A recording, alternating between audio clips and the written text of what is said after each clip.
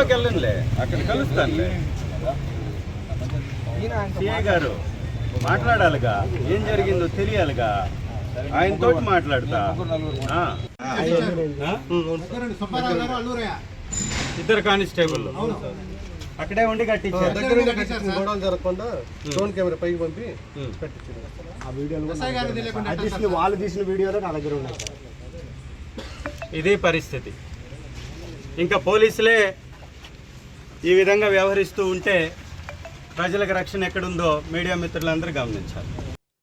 మీరే చూశారు, ఎర్రగొండపాలెంలో స్థలం ఆత్మకూరు వాళ్ళు వచ్చి బిల్డింగ్ కడతారు లేదా గోడలు కడతారు. ఆ స్థలం గల్లా వాళ్ళు వెళ్ళి పోలీస్ స్టేషన్లో కంప్లైంట్ చేస్తారు, పోలీసులు పట్టించుకోరు, వాళ్ళని పిలిచి కంట్రోల్ చేయరు. వాళ్ళు వందల మందిని తీసుకొచ్చేసి గోడలు కడుతుంటే ఈ స్థలం సంబంధించినటువంటి వాళ్ళు వెళ్ళి దాన్ని అడ్డుకున్నారు, గొడవైంది, కొట్టుకున్నారు. గొడవ అయ్యేదాకా ఎందుకు తీసుకురావాలి? పోలీస్ స్టేషన్కి వచ్చింది కదా సమస్య. పోలీస్ స్టేషన్లో మీకు కంప్లైంట్ ఇచ్చారు కదా, కంప్లైంట్ ఇచ్చినప్పుడు ఇమీడియట్గా యాక్షన్ తీసుకొని ఉంటే ఇంత దూరం వచ్చేదా? మార్కాపురానికి సంబంధించినటువంటి పోలీస్ వ్యవస్థ ఉంది. ఏదన్నా కన్స్ట్రక్షన్ చేయాలంటే దానికి పర్మిషన్ తీసుకొని కన్స్ట్రక్షన్ చేయాలి. అంతేగాని స్టేటస్ కో తీసుకొచ్చుకొని ఇంజంక్షన్ ఆర్డర్ తీసుకొచ్చి కన్స్ట్రక్షన్ ఎట్లా చేస్తారు? మీరు అలో ఎట్లా చేశారు?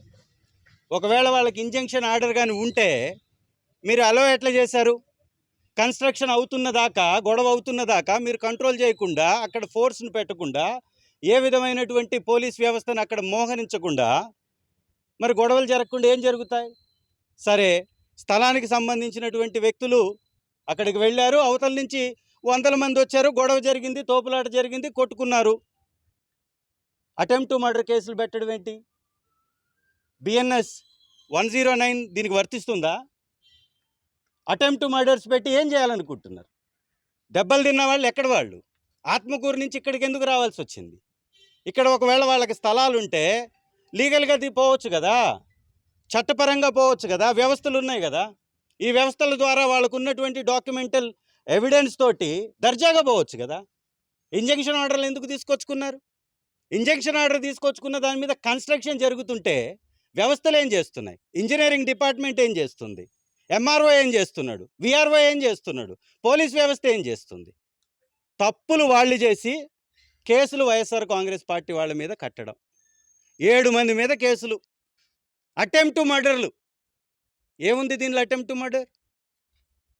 ఒక సొంత స్థలంలోకి వేరే వాళ్ళు వచ్చి కన్స్ట్రక్షన్ చేస్తుంటే యజమాని ఆ స్థలానికి పోకుండా ఏం చేయాలి మరి?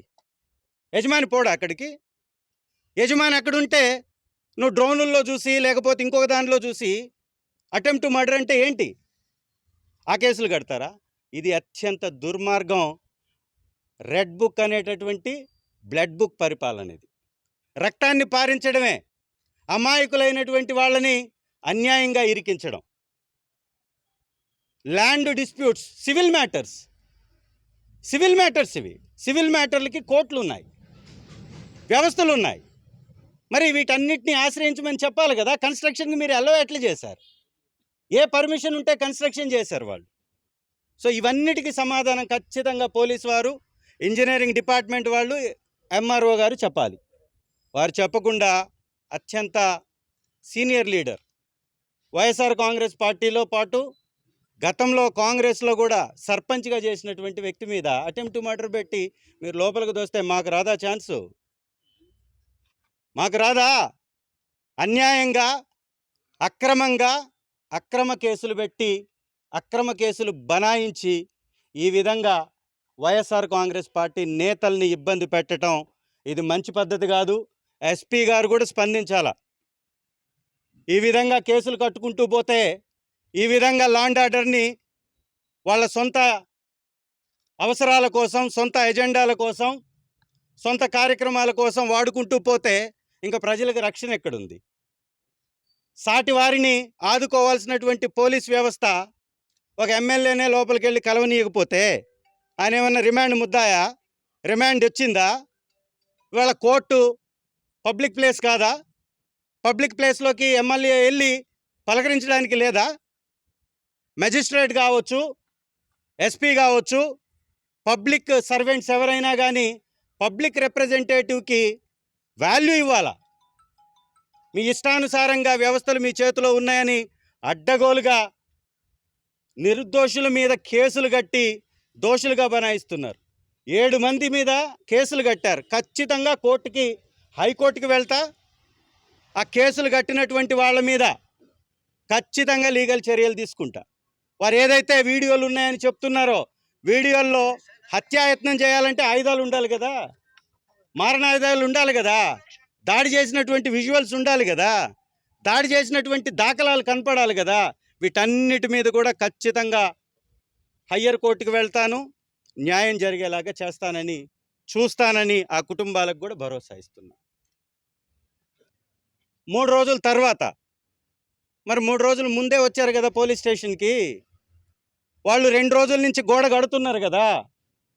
గోడ కడుతున్నప్పుడు నీ దగ్గర ఉన్నటువంటి డాక్యుమెంట్ ఏంటి? నువ్వు ఏ విధంగా గోడ కడతావు? లేదు, ఆపుతున్నటువంటి వాళ్ళని నీ దగ్గర ఉన్నటువంటి డాక్యుమెంట్ ఏంటి? నువ్వే విధంగా ఆపుతావు? ఇవి 2 అడగాలా లేదా? 3 రోజుల వరకు డిపార్ట్మెంట్ ఏం చేస్తుంది? 3 రోజుల తర్వాత కొట్టుకొని తలల బగలు కొట్టుకునే పరిస్థితికి ఎందుకు తీసుకొచ్చారు? Law and order problem create చేసింది ఎవరు?